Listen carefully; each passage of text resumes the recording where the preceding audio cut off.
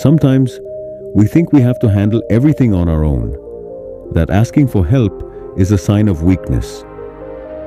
But have you ever thought that this stubbornness could actually be the biggest roadblock to your dreams? Today's story is about a young man named David who tried to do everything alone to achieve his dreams. But along the way, he realized his limits, and more importantly, he learned that asking for help doesn't mean you failed. In fact, it's part of the journey to success.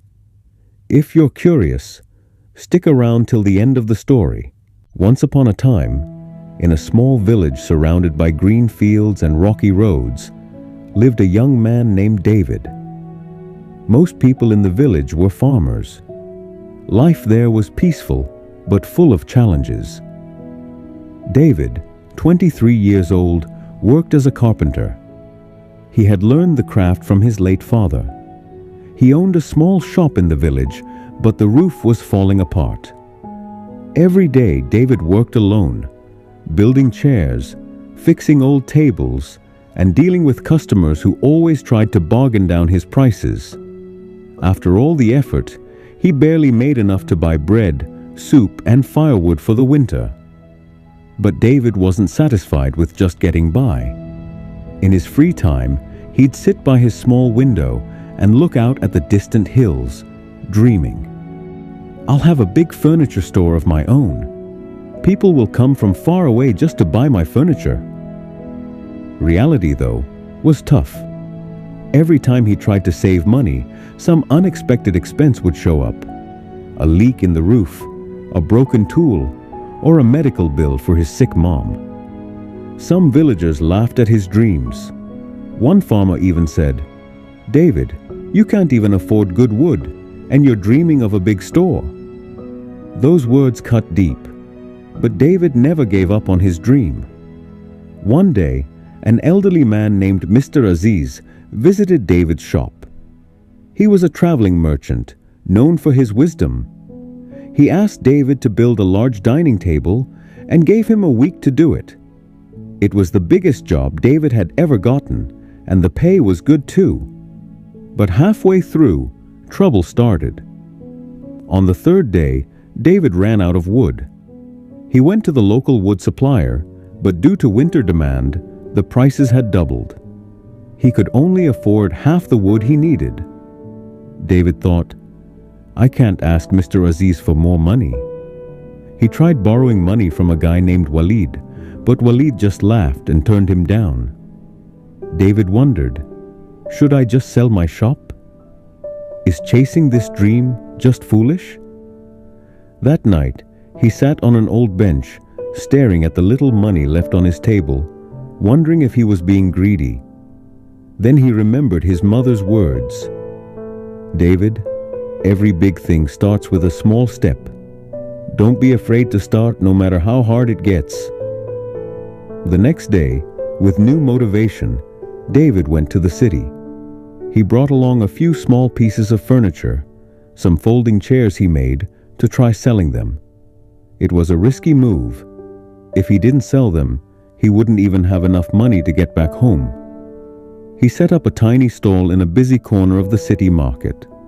At first, no one paid attention, but around noon, a wealthy lady came by and was impressed with his work. She ended up buying all the chairs.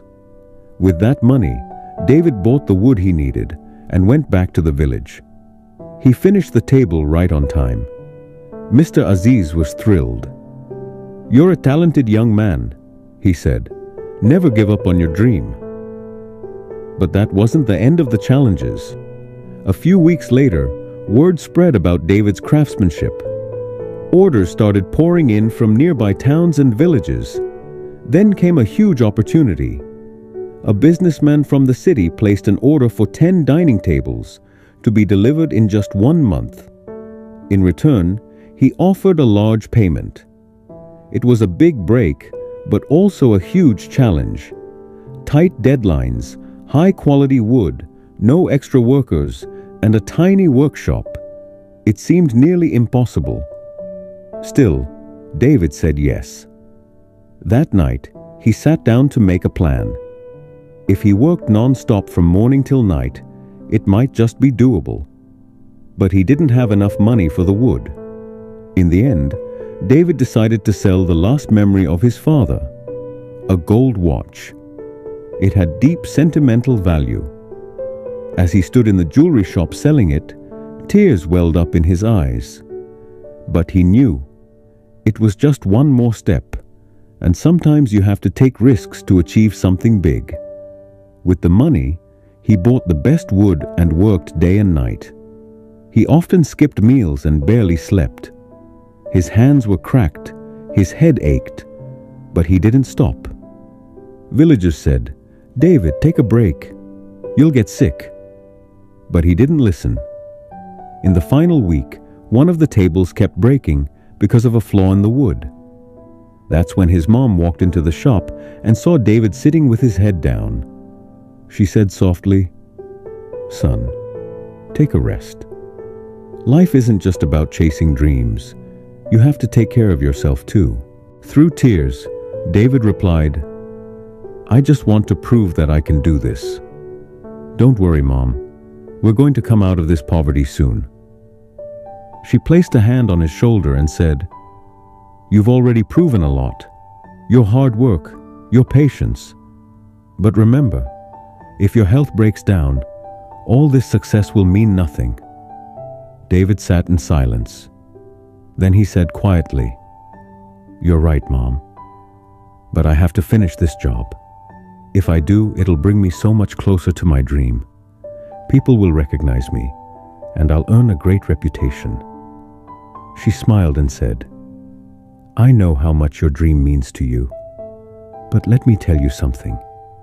If you try to carry all the weight alone, you'll wear yourself out. Life isn't meant to be lived alone. Asking for help isn't weakness, it's smart. If you just ask your friends or neighbors for a little help, they won't say no. In fact, they'll be proud to stand by you." Those words hit David deep. The next day, for the first time, David asked the villagers for help, and they all came forward. Together, they finished the work.